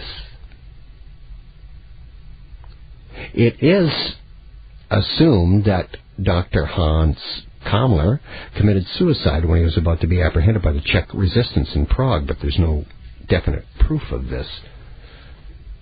So, what really happened to Hans Kammler? How about he along with many other high-ranking Nazis, survived the end of the war and escaped to an unlikely location. Hard to believe? I don't think so. If you have something the Illuminati needs or desires, it doesn't matter what you did or who you are. Just before I get into Canada's connection with a flying saucer and that phenomenon, let me just take a quick call. Hello, sir. Yeah, it's Tom here. AM 640, Toronto Radio. I'm the Spaceman. Please tell me, Tom, what you do for a living. I'm in advertising distribution. All right. And you bill yourself as a UFO investigator, is that correct? That's correct. At what capacity? For magazine, television? Well, I did publish a magazine at one time. So you have a vested interest in this, or is it just something that you do as a hobby? That's a hobby. Okay.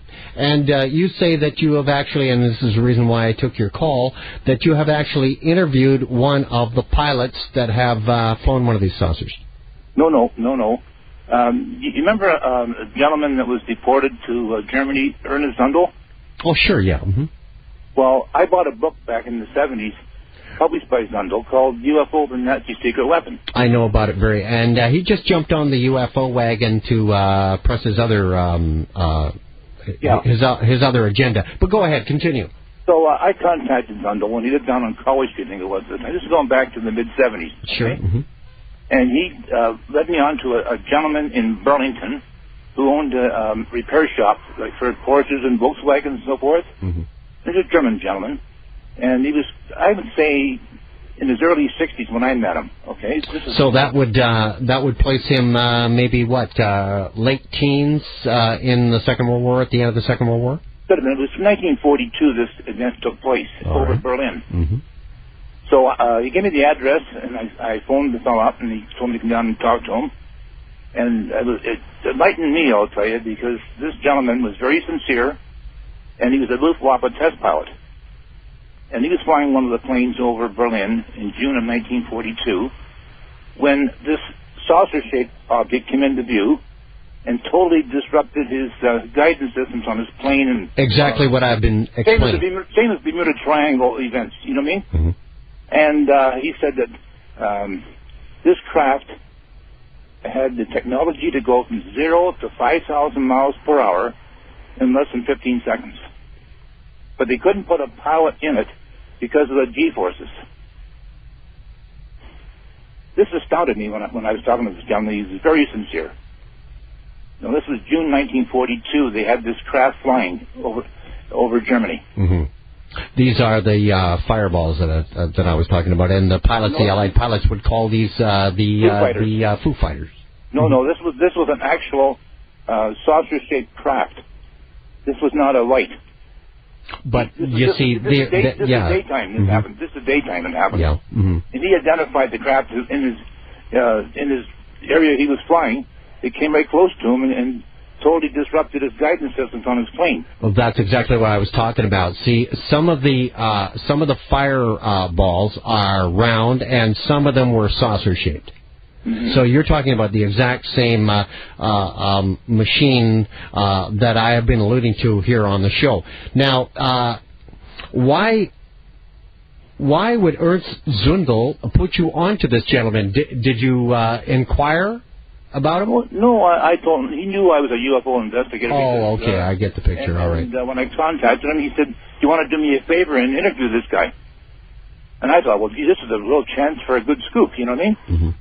And I went out to Burlington to Brand Street, and he had a repair shop just south of the QEW on Brand Street in Burlington. And I had a long chat with this guy. And he convinced you? Absolutely. Well, because I'm absolutely and totally convinced that those Foo Fighters that the Allied bomber pilots saw were real. Tom, I thank you so much for the confirmation call. No problem. Thank you, sir. Now, I just want to take you from Burlington now. I want to take you to Malton for the Canadian connection on this.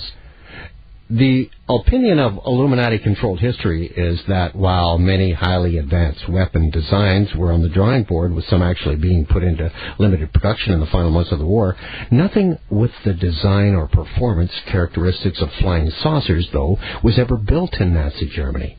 And yet, in 1953, only 8 years after the end of the war, right here in Toronto, the Toronto Star announced that a flying saucer was being developed by the A.V.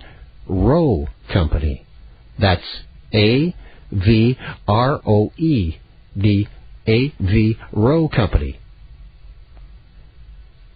now known as the Avro Canada Company. Its facilities were in Malton, just out by the airport. According to the report, apparently leaked by a well-informed source within the company, the machine would have a top speed of over 1,500 miles an hour. This understandably provoked a sudden and intense interest in the subject from a lot of members of the press who asked for clarification from the Canadian government. A statement was released saying this: the defense authorities are examining all ideas, even revolutionary ones, that have been suggested for the development of new types of supersonic aircraft, also including flying discs. This, however, is still in the beginning phase of research and will be a number of months before we are able to reach anything positive, and 7 more years before we come to actual production. Now, on February 16th, 1953, C.D. Howe, the Minister of Defense Production, told the Canadian House of Commons that the government was studying new fighter aircraft concepts, adding weight to reports that the Avro is even now being worked on in a mock-up model of a flying saucer capable of flying over 1,500 miles an hour and climbing straight up in the air. Less than a couple of weeks later, February of 1953, the Avro president, Crawford Gordon Jr., wrote in the company's journal, "One of our projects can be said to be quite revolutionary in concept and appearance. The prototype being built is so revolutionary that when it flies, all other types of supersonic aircraft will become obsolete." This is all that Avro Canada are going to say about this project. This statement was followed by 2 months of silence, then another revelation in the Toronto Star. April 21st, 1953, Field Marshal Montgomery, Old Monty, became one of a handful of people ever to see Avro's mock-up of a flying saucer, reputed to be capable of 1,500 miles an hour. The guide who accompanied Monty quoted him as describing it as fantastic. Security precautions surrounding the super-secret were so tight that 2 of Montgomery's escorts from Scotland Yard were barred from the screened-off area at the Avro plant. On April 21st, the Toronto Star added that the flying disc was constructed of metal, wood, and plastics, and referred to it as a gyroscopic fighter with a revolving gas turbine engine. Little more was written in the Canadian press until November 1st, 1953, when a report, brief one too, appeared stating a mock-up of the Canadian flying saucer, the highly secretive aircraft whose existence few believe, was yesterday shown to a group of 25 American experts, including military officers and scientists. This $200 million prototype was also known as the Avro Omega. This is the picture John sent me earlier in the show. When I stated that I'd hope I could get to the Canadian connection with the flying saucer, and here we are. Now, the Avro Omega was named probably because of its not because of its shape, but it was more like the Greek letter than a perfect circle.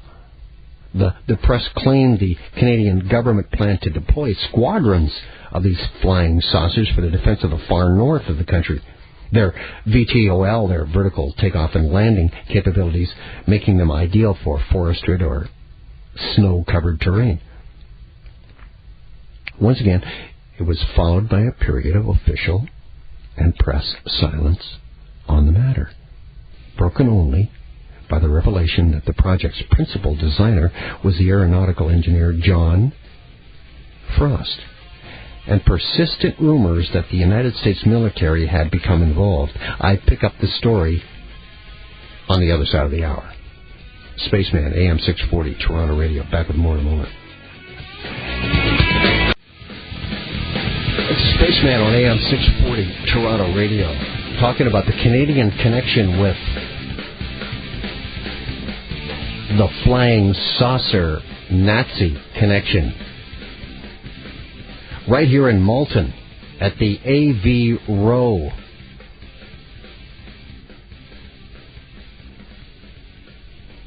Now, this was later changed to the Avro Canada Company. John Frost, persistent rumors said that the United States military had become involved. John Frost, the head aeronautical engineer at AV Row, a Brit, was the head of this entire project. He said this ship will be able to take off vertically, to hover in midair, and to move at a speed of about 1,850 nautical miles per hour. That is, it would be capable of performing all of the maneuvers that flying discs are said to be capable of. And, of course, as I said, this astonishing craft, the brainchild of the English aeronautical engineer John C.M. Frost, who worked, by the way, for the large de Havilland factory in England during the war, and who later went on to AV Row in Malton, Canada, to set up the building of this aircraft there. John Frost is your connection from Britain, who would have brought over the Nazi designs here to Canada in Malton.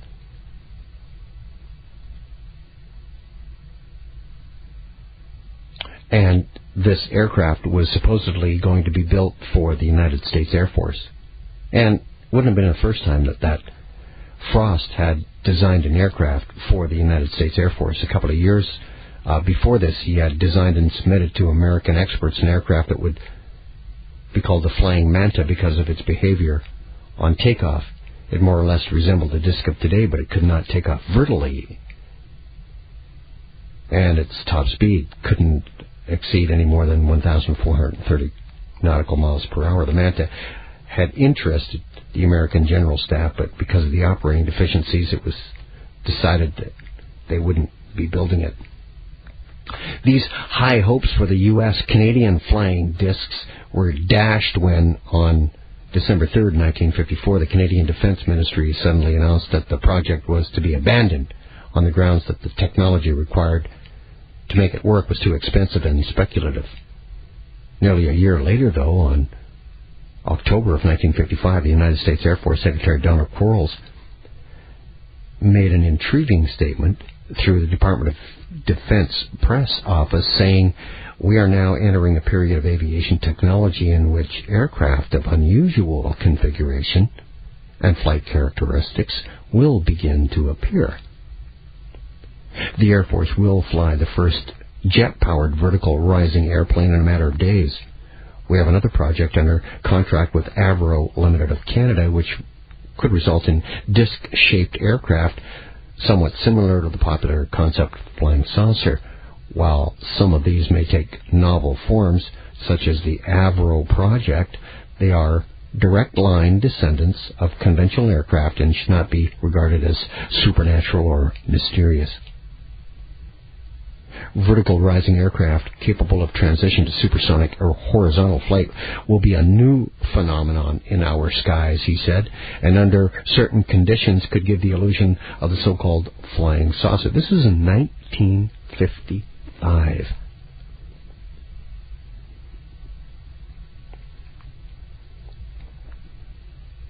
And he went on to say, "I think we must recognize that all other countries also have the capability of developing vertical rising aircraft, perhaps of unconventional shapes. However, we are satisfied at this time that none of the sightings of the so-called flying saucers reported in this country were in fact aircraft of foreign origin." Is he admitting that some of the aircraft that have been spotted as UFOs were actually their test flights. Even if you forget Quarles' surprising statement, the Avro Company was in fact going through strange times following the cancellation by the Canadian government of the contract of the CF-105 Arrow, the Avro Arrow, on the pretext of the diminished air threat from Russia, which had only a limited number of intercontinental bombers. So that decision threw 10,000 people off work, most of them specialists working on the Saucer Project, renamed the Avro car, by the way. It wasn't until August 1960 that American authorities decided to allow the press to see the prototype. Its performance was less than impressive. It managed to do a little more than just hover a few feet above ground, prompting the official statement that even for this type of vertical takeoff and landing plane, the principal problem was low speed stability.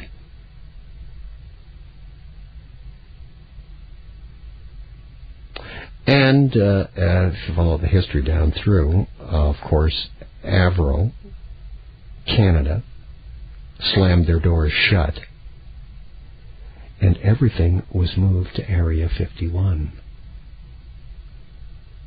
in the States.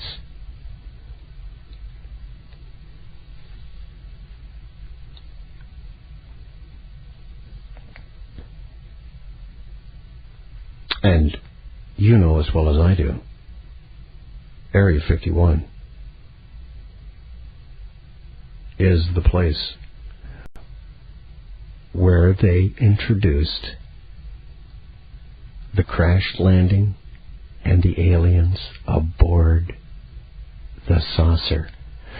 So the saucer was actually groundwork done here in Malton at Avro, perfected at Roswell,